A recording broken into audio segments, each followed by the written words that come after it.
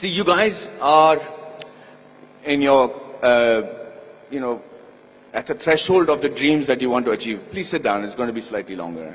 And you guys are going to actually determine how the environment around you is going to progress along with you. You must know that at no point in your life is something impossible. At no point.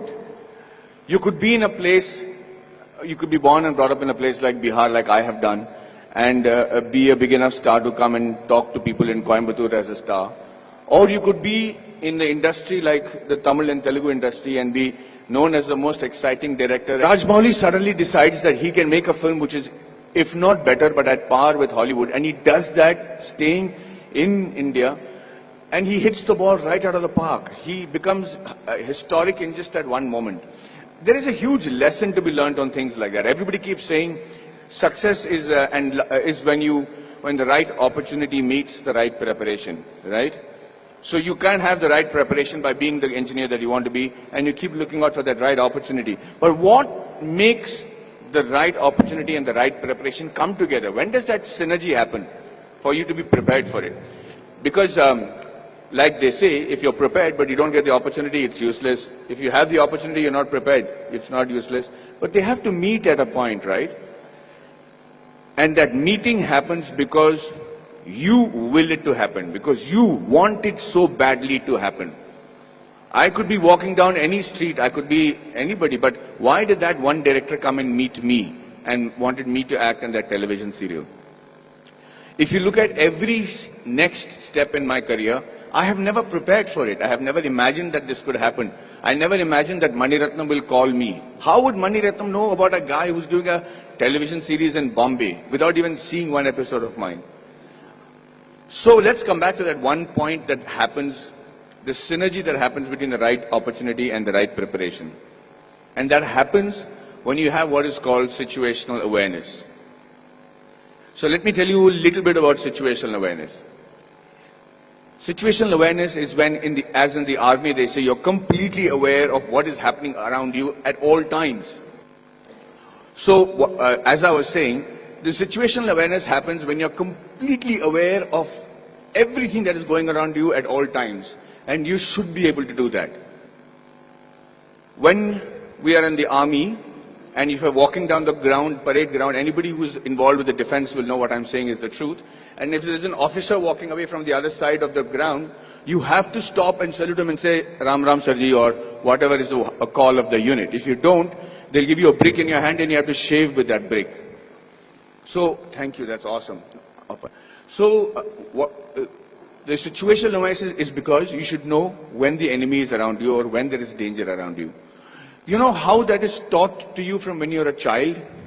That's taught to you in the form of good manners, in the form of being courteous.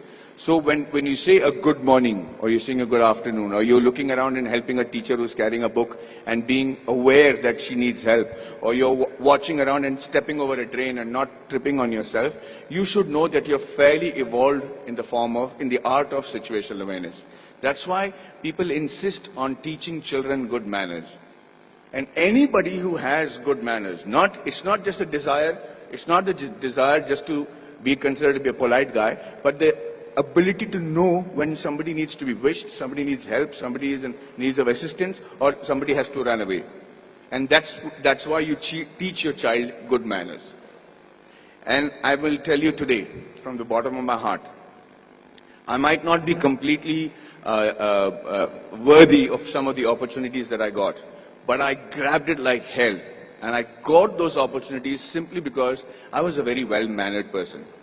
I was able to,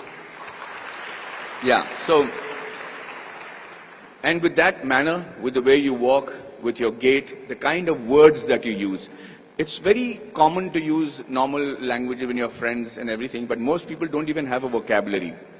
The reason I started those classes in Kolhapur was so that I had my friends who came to me and said, Maddie, we are very good engineers, buddy. We're really good at what we're doing. But the problem is I can't speak in English, I can't speak in Marathi. So when they come from Tatas and Kirloskars for campus selections, I'm not able to communicate to them. They don't even observe a Kolhapuri boy wearing a terracotta pant and a shirt and wearing chappals and don't even consider that he could be a good engineer. So when I said the fault lies with you guys.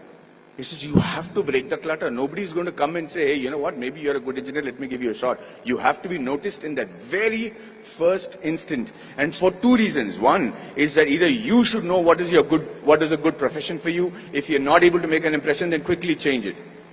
This is not the be-all and end-all. The engineering or whichever subject that you choose to major in when you're in college does not literally have to be your lifelong profession. But give it a shot. At least know if that is a profession that you really want to pursue and excel in, because that's the only way you'll survive, is if you excel in it.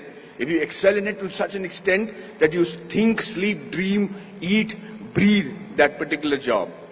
And I do that with acting. And I'm telling you, I do not know what else. I would have been a really bad soldier because I think I'm a really good actor. I'm involved completely, 100% of the time. I'm doing research. If I have free time, I'm going to YouTube and finding out what is a different method of acting. I just do that with a passion. If you're not doing that for your profession, know that you're in a secondary profession. Know that you're doing something which the Lord has not made you to achieve glory in. So you have to give it that shot. Now, what I'm trying to tell you is that Kolhapuri friends of mine who then came to me and I said, okay, let's try and see if we can change that. So at 5 o'clock in the morning, they would come to my room, we'll go to the terrace, and I started teaching them how to present themselves in the interview. Things that I had the good fortune of doing because I had many interviews and many group discussions to attend. And then I started with basic things on how to shake hands, how to look somebody in the eye and speak. How do you introduce yourself? How do you shake hands with a lady as opposed to a man? How do you speak on a phone? What is dining table etiquettes? What's telephone etiquettes? When do you use a shrimp fork or a salad fork or people might think I don't require that. I'm never going to work on those things. I'm doing my father's business. But you never know. That is the preparation that you make to make that quantum leap in your careers. These are basic things. You have to know that. You have to know how to dress correctly. You have to know if you have body odor. You have to know whether you're spitting on people's face and how to stop it when you're speaking. If you don't do these things, ladies and gentlemen, you will be in an average life, doing an average job and living an average life. Having said that, I'm not saying that is wrong. That could be your calling. My father is very happy living that sort of a life because they don't live in extremes. But if you have a passion and if you have a desire to be exceptional, if you have a desire to be seen apart from the crowd, then this is the bare minimum thing you should do. So when these guys went for the interview the next time in Kolhapur, I made it a point to call the Tatas and say, hey, you know what is wrong? Because I am from Jamshedpur, from the Tata Steel town. I knew the officers, I knew the senior gentlemen. I said, sir, you know, these friends of mine are extraordinary engineers. The mere reason why you're not taking them is because they don't know how to present themselves in English. How long is it going to take for you to send somebody who knows Marathi in your panel so that they can actually judge and see if these guys are good enough for Tata Steel? Do you need good people who speak in English or do you need somebody who are good engineers? And he agreed. He actually sent people from Maharashtra, and for the first time in the history of Kolhapur, we had 5 guys getting into Tata Steel and Kirloskars. And I just wanted to say that I'm not taking credit for it. I just felt bad because it is just a small 3-day push that they required to achieve that.